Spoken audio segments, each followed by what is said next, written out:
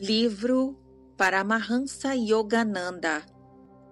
A autobiografia de um yogi contemporâneo. Capítulo 24. Eu me torno monge da Ordem dos Chauasmis.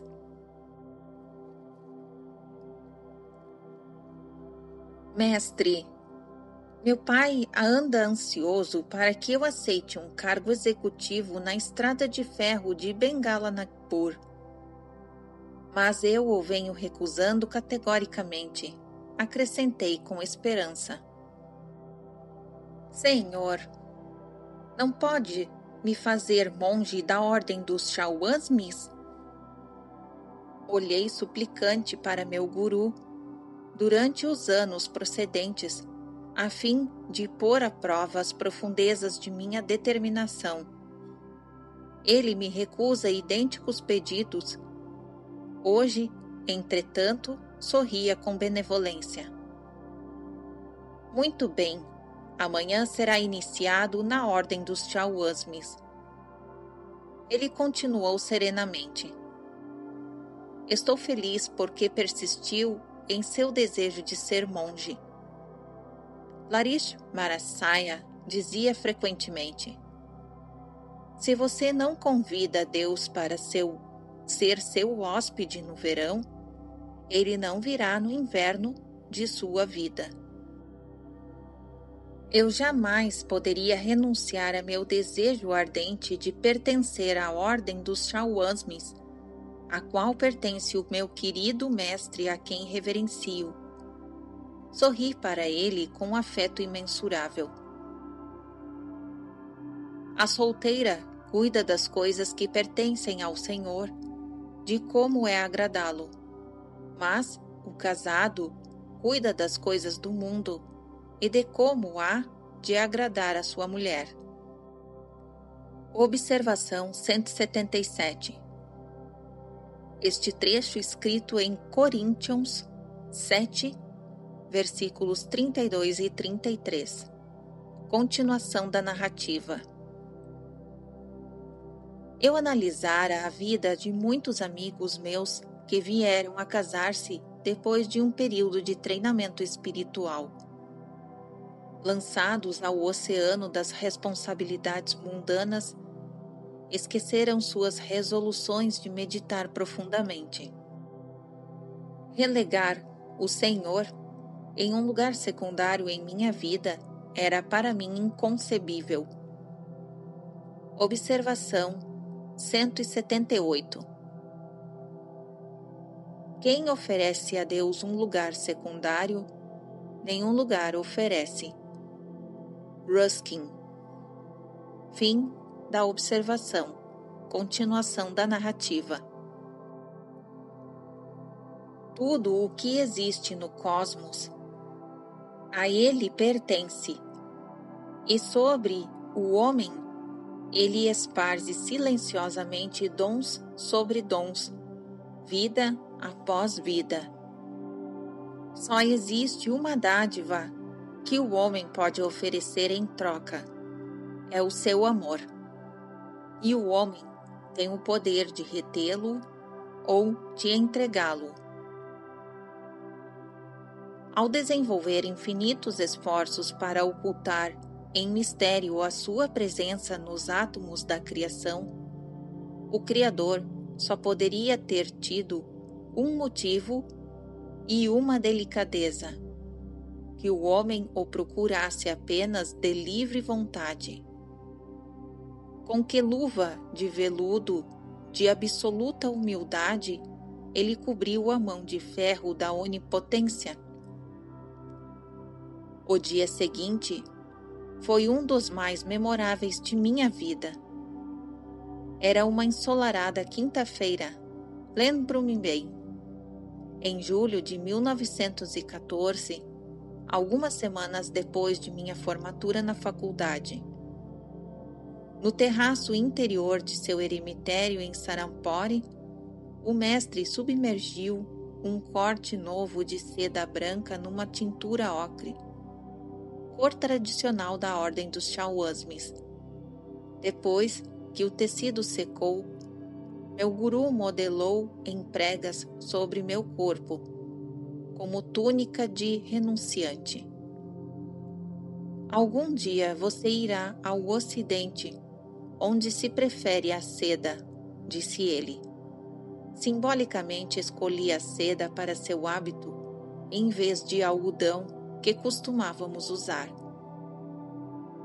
Na Índia, onde os monges abraçam o ideal da pobreza, um chauasme vestido de seda é uma aparição incomum.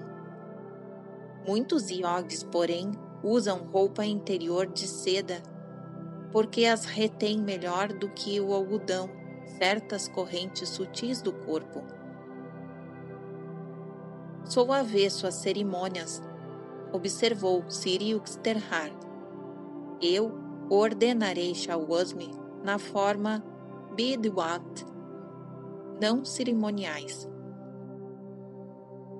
Bibdiza, ou iniciação solene no grau de chauasme, inclui uma cerimônia do fogo, durante a qual se realizam ritos funerários simbólicos. O corpo físico do discípulo faz o papel de morto cremado nas labaredas da sabedoria. Ao recém-ordenado chauasme, então, se dá um verso para cantar. Esta Atma é Brahma. Observação 179. Literalmente, esta alma é espírito. O Supremo Espírito, o incriado, é inteiramente incondicionado. Net. Não isto, não aquilo. Mas o Vedanta é como frequência mencionado como Satchityananta. Isso é, ser, inteligência, beatitude. Continuação da narrativa. Ou eu sou ele. Sri Uksterhar, contudo, em seu amor à simplicidade, dispensou todos os ritos formais e apenas me pediu que escolhesse um novo nome. Dar-lhe-ei o privilégio de escolhê-lo, disse-me sorrindo. Yogananda, respondi após um momento de reflexão. Observação 180. Yogananda é um nome bastante comum entre chauasmes. Continuação da narrativa. O nome significa beatitude, Ananda, através da união divina, Yoga. Assim seja, renunciando a seu nome de família, Mukunda Lal Ganesh, você doravante será chamado Yogananda, do ramo Giri, da ordem dos chauasmes. Ao me ajoelhar diante de Sri Uksterhar e ao ouvi-lo pronunciar pela primeira vez meu novo nome, meu coração transbordava de agradecimento. Com que amor ele trabalhara infatigavelmente para que o menino Mukunda se transformasse um dia no monge Yogananda. Entoei com alegria alguns versos em sânscrito do longo cântico do Senhor Shankaracharya. Observação 181. Shankara é geralmente conhecido como Shankaracharya ou Acharya, significa instrutor espiritual. Datas referentes a Shankara são matéria de discussão entre eruditos. Alguns anais indicam que o incomparável monista viveu no século VI, antes de Cristo. Os sábios Anandagiri apresenta a data de 44-12 a.C. Historiadores ocidentais atribuem a Shankara o século 8 d.C. Nota do SRF. Continuação da narrativa. Nem mente, nem intelecto, nem ego, nem sentimento, nem céu, nem terra, nem metais. Eu sou. Eu sou Ele. Eu sou Ele. Espírito de beatitude. Eu sou Ele. Nem nascimento, nem morte, nem casta eu tenho. Pai, mãe, não os tenho. Eu sou Ele. Eu sou Ele. Espírito beatifico. Eu sou Ele. Transcendente aos voos da fantasia. Sem forma eu sou, impregnando os membros da vida total. Escravidão não temo.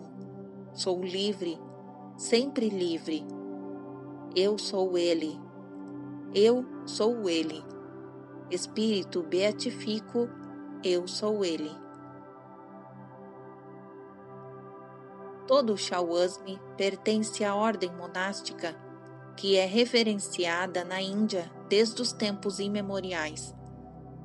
Reorganizada em seus moldes atuais há séculos atrás por Shankaracharya, desde então ela vem sendo chefiada em linhas ininterrupta por mestres venerandos, cada um sucessivamente herdando o título de Jagadguru, Sri Yuksharan-Charaya. Observação 182. O falecido Jagadguru Sri Shankaracharya, do antigo eremitério Govardhan de Puri, Sua Santidade Bharat Krishna III, visitou os Estados Unidos durante 3 meses, em 1958. Foi a primeira vez que um Shankaracharya veio ao Ocidente. Sua histórica viagem realizou-se sob o patrocínio da Self-Realization Fellowship. Ele fez conferências nas principais universidades norte-americanas e participou de um debate sobre a paz mundial com o eminente historiador Dr. Arnold Toynbee.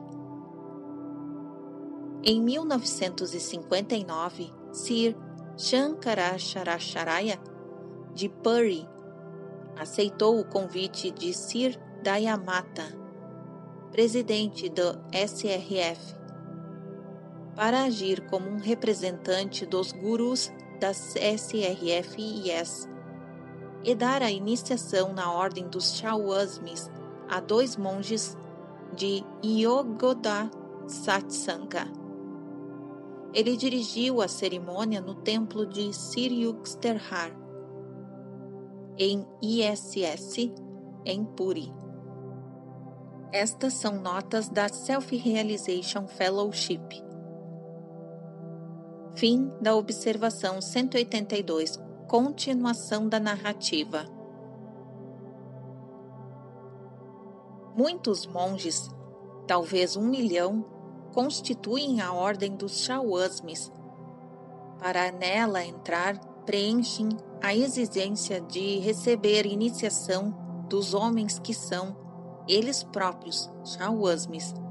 Assim, todos os monges da ordem de Shawasmi traçam sua linhagem espiritual a partir de um só guru, Ad, o primeiro, Shankaracharya.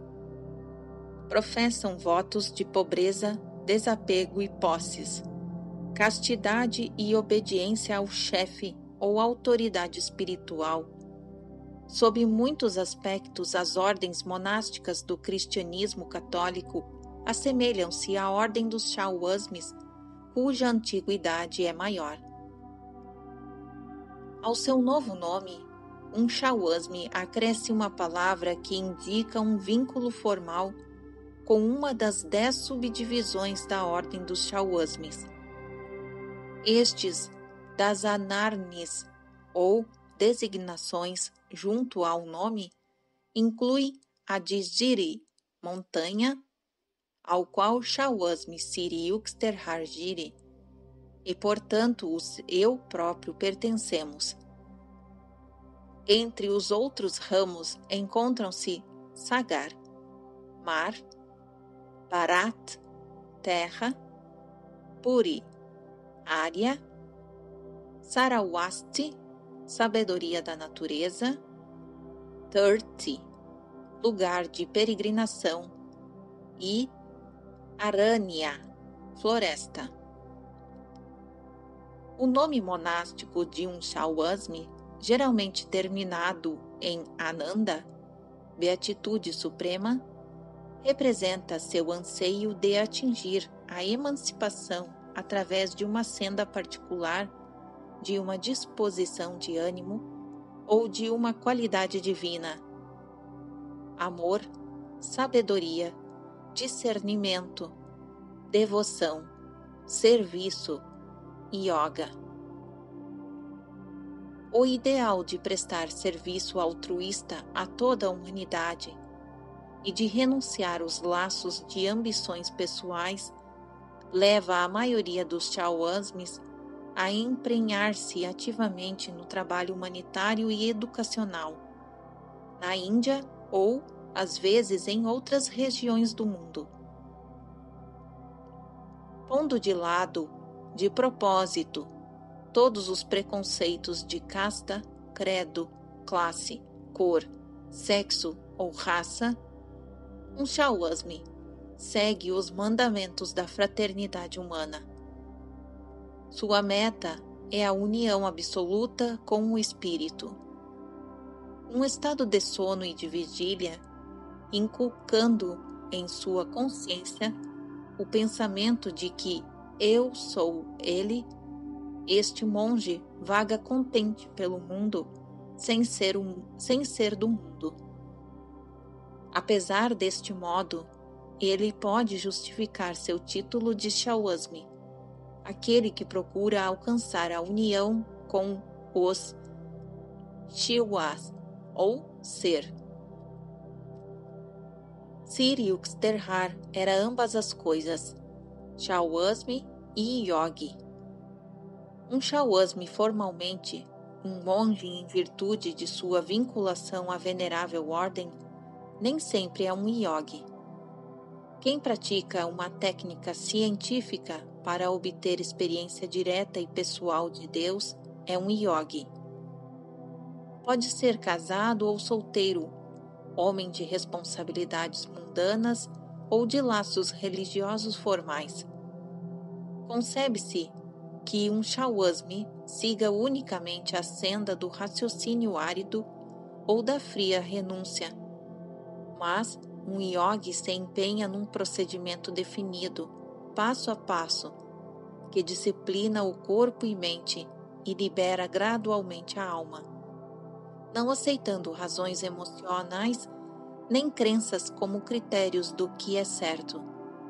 Ele pratica uma série de exercícios de eficácia rigorosamente comprovadas, que foram delineados pela primeira vez pelos rishis da antiguidade. Em todas as épocas na Índia, a yoga produziu homens que se tornaram realmente livres, verdadeiros, Cristos yogis. Como qualquer outra ciência, na yoga é aplicável a povos de todos os climas e épocas.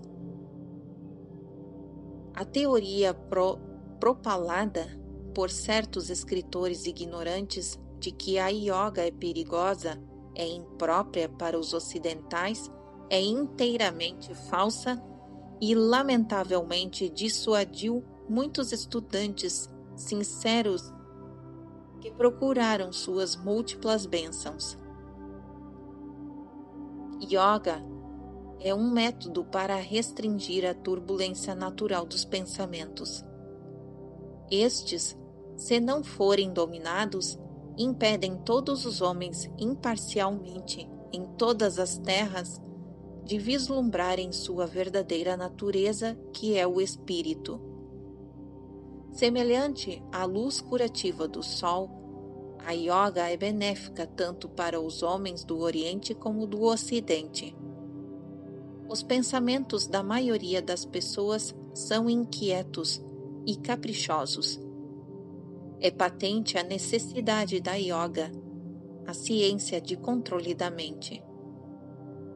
O antigo Rishi Patanjali, observação 183. Patanjali desconhece-se em que época viveu, embora muitos estudiosos o situem no século II a.C. Os rishis escreveram tratados sobre uma vastidão de assuntos, como tão penetrante visão que os séculos têm sido impotentes para colocá-los fora da moda.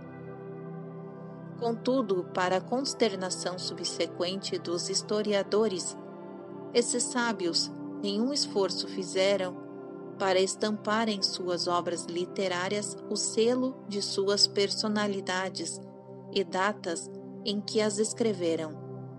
Sabiam que suas curtas vidas eram apenas temporariamente importantes, como lampejos da grande vida infinita, e que a verdade é intemporal, sendo impossível gravar-lhe marcas registradas. É propriedade particular de ninguém. Fim da observação 183. Continuação da narrativa. Então, como eu dizia, o antigo Rishi Patanjali define yoga como neutralização das ondas que se alternam na consciência. Observação 184. Chitta Vritti Nironda, do Yoga Sutras, linha L2, que também se pode traduzir como cessação de todas as modificações da substância mental. Chitta é um termo amplo, englobante, para designar a capacidade de pensar. Compreende as forças vitais prânicas, manas, mentes ou consciência dos sentidos. Ahankara, princípio do ego, e Buddhi, inteligência intuitiva. Vritti, literalmente remoinho, refere-se às ondas de pensamento e de emoção que incessantemente aparecem e desaparecem da consciência do homem. Nirodha significa neutralização, cessação, controle. Fim da observação 184. Continuação da narrativa. Seu livro, o Yoga Sutras, curto e magistral, forma um dos 6 sistemas de filosofia hindu.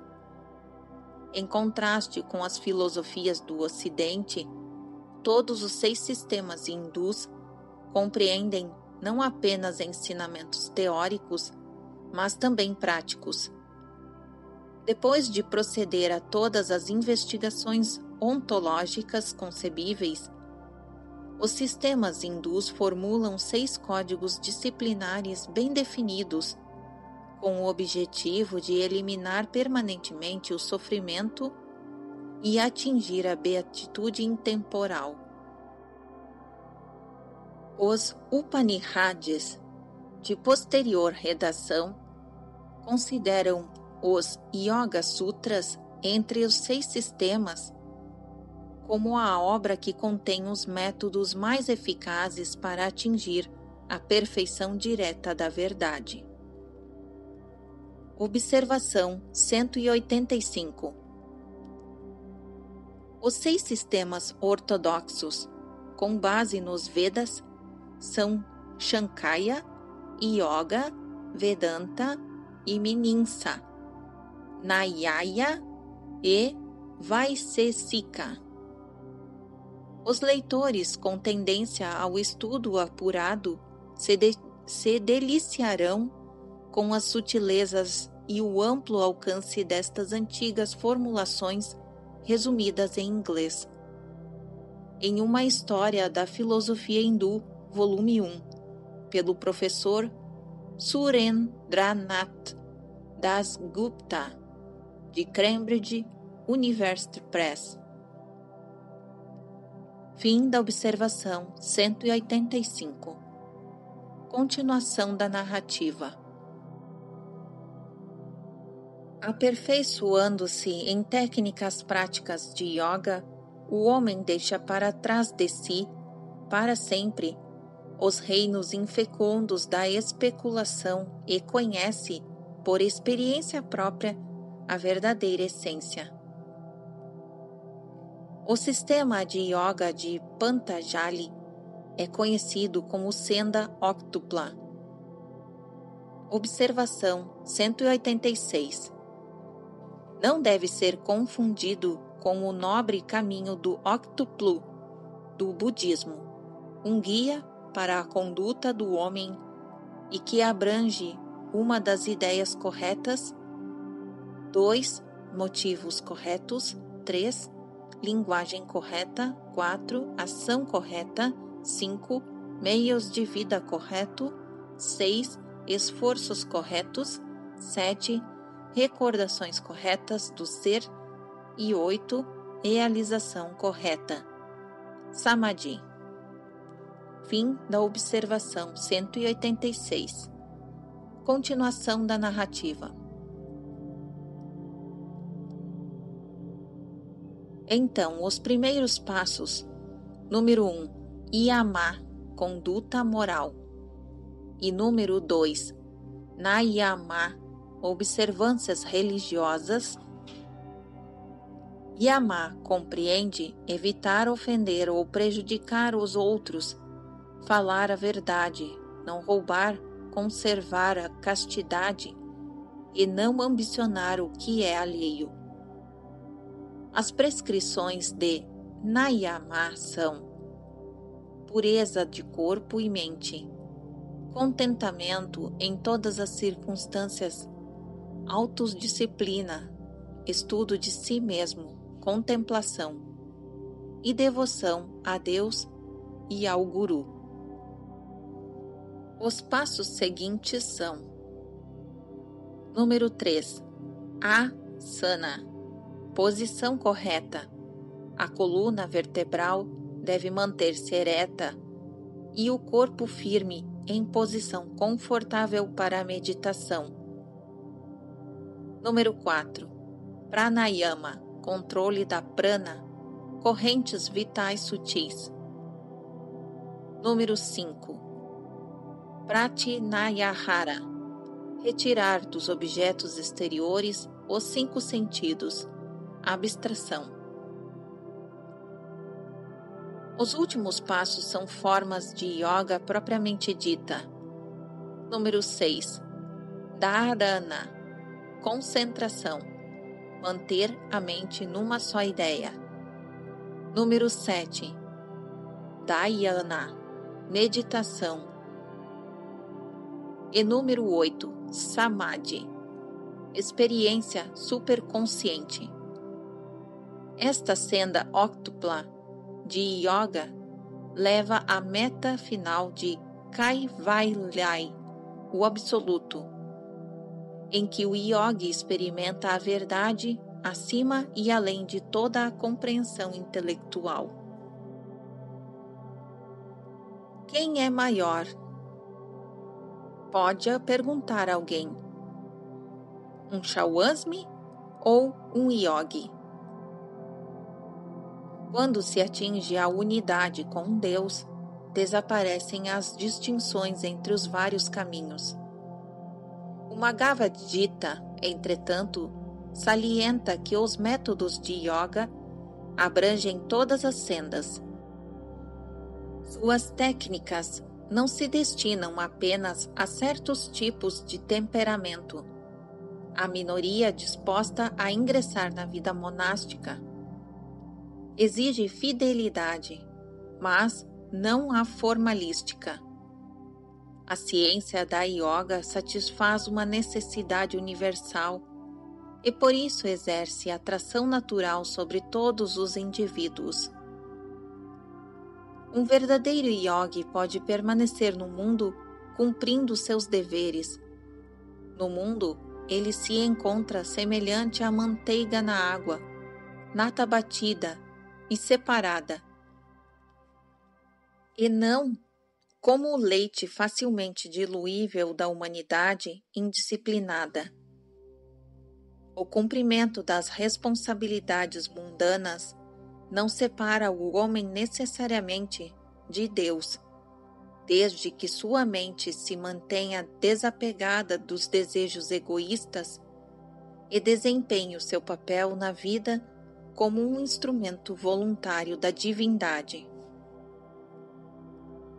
Existe grande número de homens vivendo hoje na América e na Europa, ou em outros corpos não indianos, que, embora nunca tenham ouvido falar nos termos yogis e shawasmis, são todavia verdadeiros exemplos de ambos.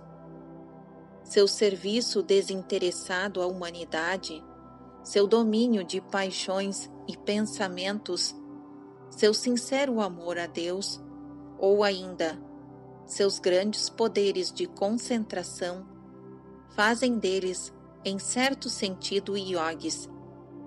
Determinaram para si mesmos a meta da yoga, o autodomínio.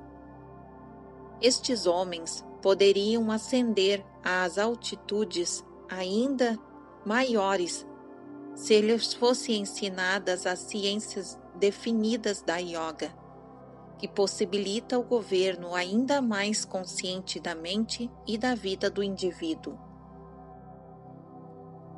Certos escritores ocidentais compreenderam a yoga apenas superficialmente, mas aqueles que a criticaram nunca chegaram a praticá-la. Entre muitos tributos à yoga, baseados em reflexão, pode-se mencionar o Dr. Carl Gustav Jung, famoso psicólogo suíço. Observação 187. O Dr. Jung assistiu ao Congresso Hindu de Ciências em 1937 e recebeu um grau honorífico da Universidade de Calcutá. Fim da observação 187. Continuação da narrativa. Escreveu o Dr. Jung. Quando um método religioso se anuncia como científico, pode ter certeza de obter público no Ocidente. A yoga preenche essa expectativa. À parte o encanto da novidade e a fascinação por tudo o que é pouco compreendido, a yoga tem bons motivos para conseguir muitos adeptos. Oferece possibilidades de experiência controlável e assim satisfaz a necessidade científica de fatos. Além disso, em virtude de sua amplitude e profundeza, de sua idade venerável, de sua doutrina e método que abrangem todos os aspectos da vida, ela promete possibilidades nunca sonhadas. Toda prática religiosa ou filosófica pressupõe-se uma disciplina psicológica, isso é, um método de higiene mental. Os múltiplos processos puramente corporais da yoga. Observação 188. Dr. Jung refere-se aqui a Hatha Yoga, um ramo especializado em posições corporais e técnicas para promover a saúde e a longevidade. Hatha é útil e produz resultados físicos espetaculares, mas este ramo de yoga é pouco utilizado pelos yogis que buscam a libertação espiritual. Continuação da narrativa. Compreendem também uma higiene fisiológica superior aos exercícios de ginástica e respiração comuns, desde que não é apenas mecanicistas e científica, mas é também filosófica. Ao treinar as partes do corpo, unifica-se com a totalidade do espírito, como se torna bem claro, por exemplo, nos exercícios de pranayama, onde prana tanto é o alento como a dinâmica do cosmos. A prática da yoga será ineficiente sem os conceitos nos quais se fundamenta. Ela combina o físico e o espiritual de maneiras extraordinariamente completas. No Oriente, onde estas ideias e práticas se desenvolveram e onde, durante milhares de anos, uma tradição ininterrupta criou as necessárias bases espirituais, a yoga é, em minha opinião, o método apropriado e perfeito para fundir o corpo e mente, de modo a formarem uma unidade inquestionável. Esta unidade cria uma disposição psicológica que possibilita intuições transcendentes à consciência. Aproxima-se, para o Ocidente, o dia em que se considerará a ciência interna do autodomínio tão necessária quanto a conquista externa da natureza. A idade atômica verá a mente do homem tornar-se sóbria e ampliada pela verdade, agora cientificamente indiscutível, de que a matéria é de fato energia concentrada. A mente humana pode e deve liberar em seu interior energias maiores do que as ocultas em pedras e metais, a fim de que o gigante atômico, recentemente liberto de suas algemas, não se volte contra o mundo em insária destruição. Benefício indireto pode surgir da preocupação da humanidade com as bombas atômicas, um crescente interesse prático pela ciência da yoga. Em verdade, um abrigo à prova de bombas. Observação 189. Muitas pessoas mal informadas usam o termo yoga ou no sentido de Hatha Yoga ou de magia, ritos obscuros e misteriosos para alcançar poderes espetaculares. Quando os eruditos, porém, falam de yoga, referem-se ao sistema exposto nos Yoga Sutras, também conhecidos como aforismos ou Raya, Régia, Yoga de Patanjali. Este tratado abrange conceitos filosóficos de tal grandeza que inspirou comentários a alguns dos maiores pensadores da Índia, inclusive o iluminado mestre Sadhusvivendra. Como os outros 5 sistemas filosóficos ortodoxos baseados nos Vedas, os Yoga Sutras consideram que a magia da pureza moral, os 10 mandamentos de Yama e Nayatna, é preliminar indispensável à investigação idônea. Esta exigência pessoal, sobre a qual não se insiste no Ocidente, tem conferido duradoura vitalidade às 6 disciplinas hindus. A ordem cósmica Rita, que sustenta o universo, não é diferente da ordem moral que governa o destino do homem. Quem não se dispõe a observar os preceitos éticos universais não está seriamente decidido a investigar a verdade. A seção 3 dos Yoga Sutras menciona vários poderes yogis miraculosos, vibhufis e siddhis. O verdadeiro conhecimento é sempre poder. A vida da yoga divide-se em 4 etapas, cada uma da sua expressão de vimutti. Alcançando certo poder, o yogi sabe que passou com êxito os testes de uma das 4 etapas.